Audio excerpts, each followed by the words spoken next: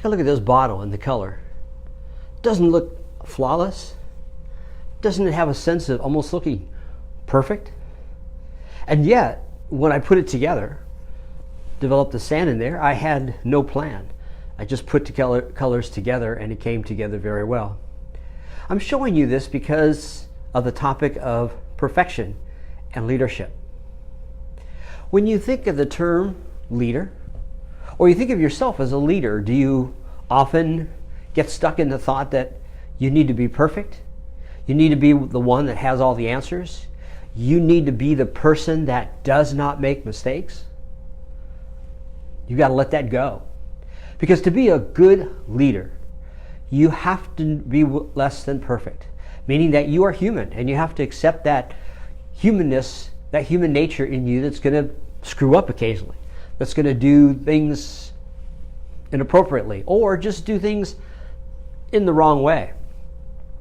The reason I'm talking about this is because I've really been exploring the leader within. Now, what is that concept? Well, first of all, when we think about a leader, the leader is usually someone outside the group, working with people, a team, a company, an organization, volunteers to get something done. So you're being an outside influencer on those folks to get them to do something inside that they need to do to get in the direction, to accomplish what you hope to accomplish. However, and this may be your toughest battle, is in order for you to be an effective leader coming from the outside into the person, you must be able to lead yourself. The leader within concept is understanding that you need to be that person who exemplifies what you ask people to do. For example, I really love people who just are outstanding at getting things done. I have met many people in my life who seem to get, for every one thing I do, they do 10 or 20 things, and I'm just amazed that they can do it. Well, they have a sense of discipline. I tend to be unfocused. I admire people who are extremely focused, can just laser in on one area and stay with it until it's done. Me, I'm scattered all over the place. Now, in my experiences as a leader, I've come to realize that I needed to work on the leader inside of me because at times I can be lazy. I can be undisciplined.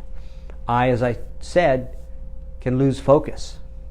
The same is true for you. I'll bet that you also have traits like that. You might be the rare individual that doesn't have any of those less than charming attributes, and yet my guess is, you are like me. There's some part of you that you are not so proud of. So as I work with people to help them become a good leader, a little warning goes off in my brain. Say, Ron, you're trying to help this person be more disciplined, more focused, and yet you at times are not. Other times, I might be coaching a group or a person on accountability. And again, that little warning goes in my brain saying, Ron, at times you are not being accountable. And that's why for you and me, the everyday leader, that will be our biggest battle. And it starts with letting go of the concept that we need to be perfect. We are human beings, which comes with all flavors of being flawed, of imperfection, of not always doing the things that we know we need to do. And so that's one of the first aspects of the leader within, is understanding you're not perfect. The second one is realizing that if you are going to go in front of a group, if you are leading a team and you tell to them, we need to be more accountable, the first person they're going to look at is you, the leader, the person standing there in front of them. And they're wondering, are you being accountable? Do you even know what accountability is? Now this then becomes the second hardest part of the battle, is to realize that when we start being unleader-like, when we start going to our more basic nature, guess what? We are not being the leader. And so it's important that you spend time to take a look to see at those attributes that you are embarrassed to admit to others. Of course, I'm embarrassed to tell you that I, at times, am lazy. I'm not accountable. I lose focus. I am not disciplined like I should be. And yet I've learned to understand that it is okay. Now, if I was, let's say, take accountability, totally without any accountability, constantly blaming others, constantly making everybody the problem, and then I go and tell people you need to be more accountable, I'm full of BS. However, if I recognize when I step out of accountability and want to play the victim or start playing the blame game, and I'm working with people to help them be more accountable, I have to stop myself, not in front of the group, but stop myself and have a private conversation and remind myself that I have to show the way. I have to demonstrate that I want this group to be accountable, and I have to do that. One of the people that I admire who's a great leader, and she asked me never to talk about her, so I won't tell you her name, but she's very important to me. She has this amazing way of diffusing tension in a room. When people start playing the blame game, the first thing she says, she stops the meeting, the group, and she says, "It's my fault." Even if she had nothing to do with it, it's my fault. And so it sparks humor and gets people off the fact that they're playing the blame game.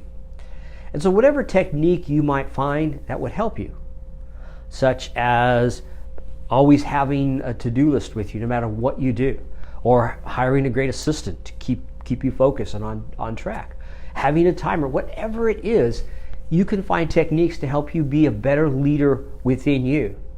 And then when you work on that and you strive to be the best leader of yourself that you can be, then that gives you permission and, more importantly, the confidence to lead others. It doesn't take perfection to be a leader. And being a leader is complicated. That's another reason I show you this, is because it's complicated. There doesn't seem to be a pattern to it. There doesn't seem to be any uniformity. And to me, that's what leadership is all about. There's a whole set of skills, a whole set of demands and responsibilities on you, and they're constantly changing and shifting no matter which way you look at them. But yet, when you put them together, it makes you a good leader, a person who people are looking for direction, for a sense of this is where we need to go and this is how we're going to get there. Because the worst thing a group needs is a leader who is simply an empty suit, someone who professes to be one way and is not. So it's important that you, if you want to be a good leader, focus on within first and work on what you need to do to strengthen yourself, your self-discipline, your ability to do the best. And by doing that, then it not only gives you permission to help others, it also helps you to make sure that you are working on the right things for the right reasons. And so that's this week's Facebook Live, and I appreciate you listening in. I would love to take your questions or comments if you have some. If there's any topics you'd like me to talk about, I'd like to do that. But basically, this is my opportunity to just speak off the cuff about things that are important to me. And of course, as a leadership coach, leadership is important. However, that's not the only thing I'm going to be talking about.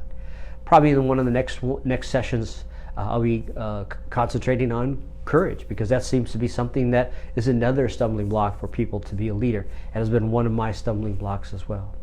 So it's not about perfection. It's about doing your best to be the leader within so that you can be the leader without. Until next time,